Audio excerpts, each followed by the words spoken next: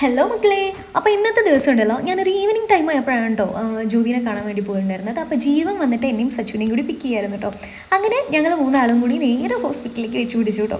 അവിടെ ചെന്നപാടെ കുറച്ച് നേരം സംസാരിച്ചിട്ട് ചായ മേടിക്കാമെന്നുള്ള പോലെ ഞങ്ങൾ എന്താ പറയുക ക്യാൻറ്റീനിലേക്ക് പോയിട്ടോ. അപ്പോൾ ക്യാൻറ്റീനിൽ ചെന്ന് കഴിഞ്ഞിട്ടുണ്ടെങ്കിൽ ഈ മന്നന് ആദ്യം ആവശ്യം ഐസ്ക്രീമാണ് കേട്ടോ. അങ്ങനെ തന്നെ അവൻ നേരെ ചെന്ന് ഐസ്ക്രീമൊക്കെ തപ്പി പിടിച്ചിട്ടോ. അത് കഴിഞ്ഞ് വൈകുന്നേരം പോയപ്പോഴും വീണ്ടും ഒരു ഐസ്ക്രീം കഴിച്ചു. ഇവൻ എത്ര ഐസ്ക്രീം കഴിച്ചാലും വലിയ കുഴപ്പമൊന്നുമില്ല കേട്ടോ.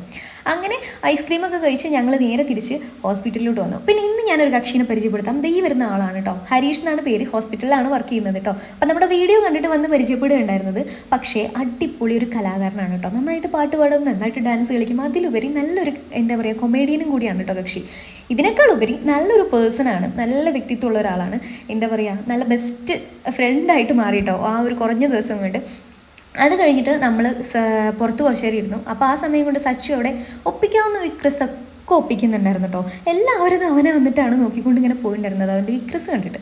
അങ്ങനെ അവൻ്റെ എന്താ പറയുക മരം തൂങ്ങലൊക്കെ കഴിഞ്ഞിട്ട് ഏട്ടൻ വന്നു. ഞങ്ങൾ മൂന്നാളും തിരിച്ച് നേരെ വീട്ടിലോട്ട് പോകുന്നു കേട്ടോ. അപ്പോൾ ഇന്നത്തെ വീഡിയോ ഇത്രയേ ഉള്ളൂ. ബൈ.